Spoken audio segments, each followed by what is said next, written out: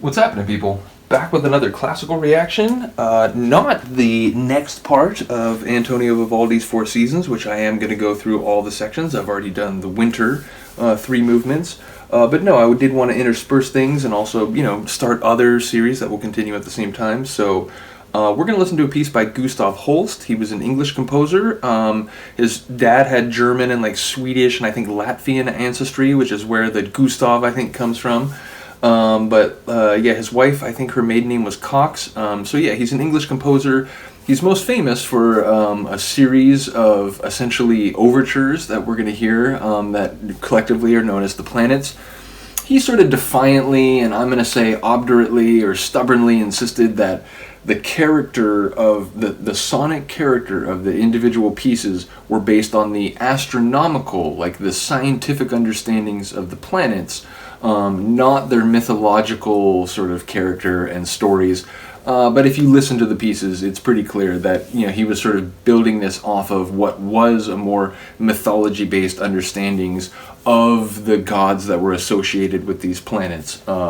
Because again, Venus is very much depicted as elegant and sort of otherworldly and serene when, if you know scientifically about the state of Venus, if you were transported to the surface of Venus, you would die instantaneously for at least 3 different reasons. You'd be crushed to death instantly from the atmospheric pressure. You'd be burnt to a crisp instantaneously from temperatures that are hotter than industrial ovens here on Earth. And ultimately you would be fried chemically by the acid rain and the corrosive chemicals in the atmosphere. So ultimately, again, his compositions are based more on the mythological understandings, but there's nothing wrong with that. I think it's fantastic. It's a great piece overall, and we're going to listen to Jupiter, the bringer of Jollity, which is the name of that particular piece. And indeed, it has a very regal, Jupiter, king of the gods, Zeus. It has a very regal sound. There's part of it that, people have compared to the main score for The Love of a Princess from Braveheart. It does have a sort of similar sound, but it sort of goes up when the Braveheart one goes down. And anyway, the Braveheart one came much later. But also, I did want to mention, there's a very cool Japanese drama called Kurokochi, sometimes called Kurokoch in English. Which would mean black coach, which it's sort of he's a corrupt cop, but he's actually a corrupt cop who's trying to use, legally dubious techniques to get at the truth of corruption within the very police agency that he works, related to this crime that goes way back. It's a really cool story. It's based on a manga. It's a really cool, it's very well acted. Goriki Ayame and, what's his name, the lead singer of Tokyo, oh my god, I can't believe I'm blanking on his name. He's in so many things over the years, but Nagase Tomoya. But yeah, anyway, in that show, there's a theme that's a modern sung version of the main melodic line here from Jupiter, the bringer of Jollity from Holst. And when I first heard that, I was loving the show already, and then they bring in that melody that's based on the Holst Jupiter. And I was like, oh my god, but it's sung, so it has this really great vocal quality to it. It's incredible. So if you have a chance to maybe go check out Kurokochi, try to do that. Nevertheless, let's get to it. This is Jupiter, the bringer of Jollity. We're going to listen to the CSR Symphony Orchestra from Bratislava. This is on Naxos, which is sort of an economy CD classical label. The Naxos label and Amadeus label, I'm in my early 20s, I got literally multiple hundreds of CDs from both of these labels, or the two labels combined. I have 150, 170 CDs of, because they were very economical. So again, it was a cool way to collect classical music on the cheap, so to speak. So shout out to Naxos, also Amadeus, but this is Naxos, so shout out to them. Like I said, this is the CSR Symphony Orchestra from Bratislava in Slovakia. The conductor is Adrian Leeper. So here we go. Oh, and it's recorded at the studio of the Czechoslovak Radio Bratislava from the 26th to the 30th of November 1988. So yeah, this was recorded a long time ago. Here we go. Jupiter, bringer of Jollity.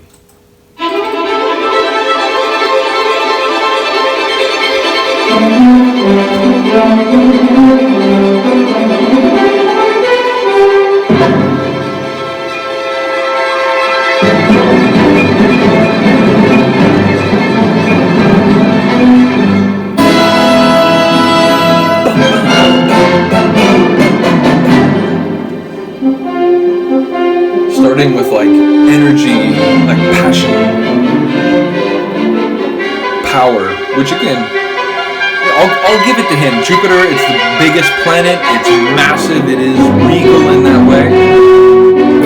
But again, this one and others, you can tell they stem more from mythological understandings.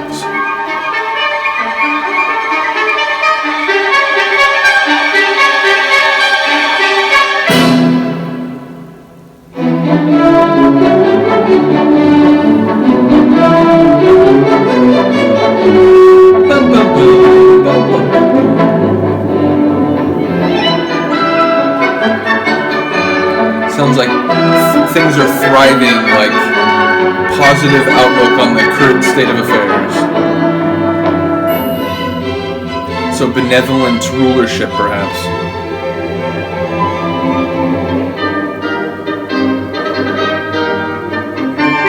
Although if you know the stories of Zeus and Jupiter, it's like, bro, he's a crazy person. This is like riding into the chariots, riding in on a chariot to Rome, like announcing like your presence, and like large fanfare celebrating your arrival, like as you're led to the portico or whatever.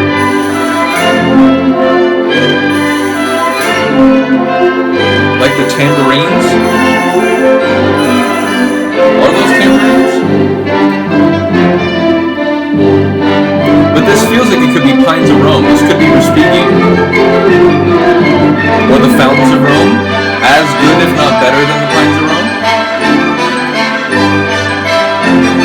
This is a brass. It's kind of frantic right here, like a little overheated.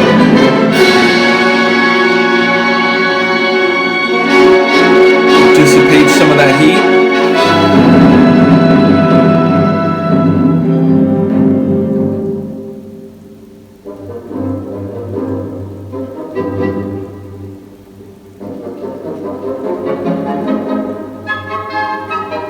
It's sprightly right here.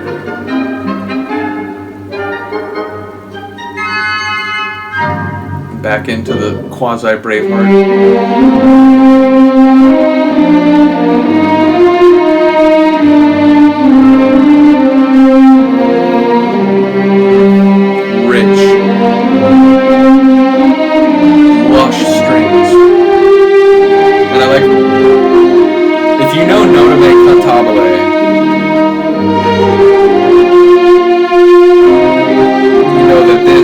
Many other wonderful pieces graces the sonic landscape of that show.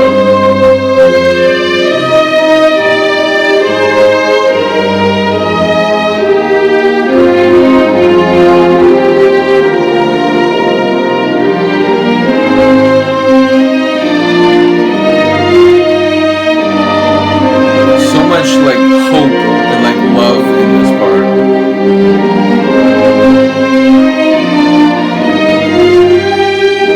Celebration, like commemoration.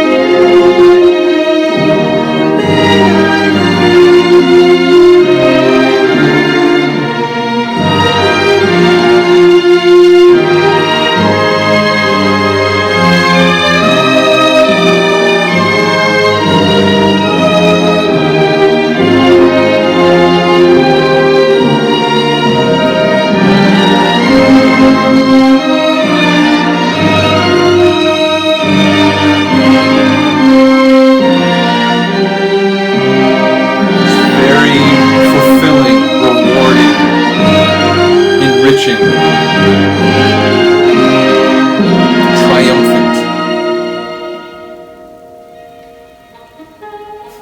The sprites are back.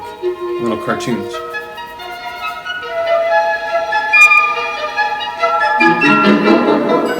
Little mischief afoot, maybe.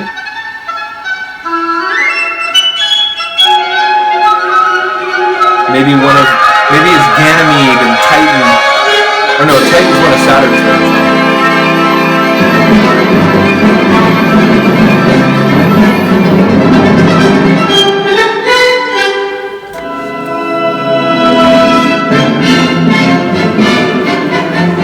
to the sort of energy and, announcement of the first few minutes. The declaration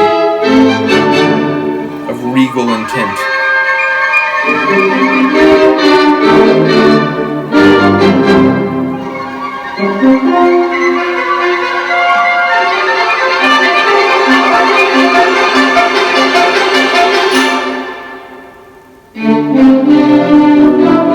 Back to the sort of thriving community.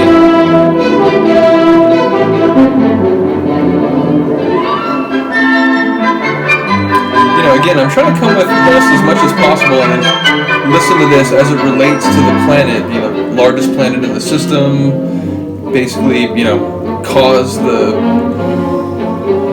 asteroid belt and, wields this crazy magnetic field and so on, but again, I'm just thinking it more like Jupiter on Olympus and maybe in Rome too. Again, maybe this is him coming down to Rome to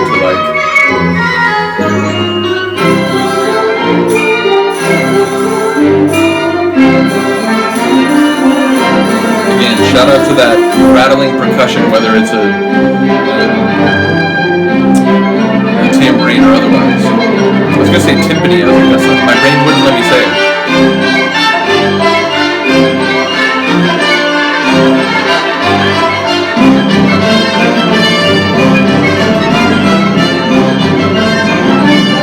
Just going to throw a lightning bolt into it all.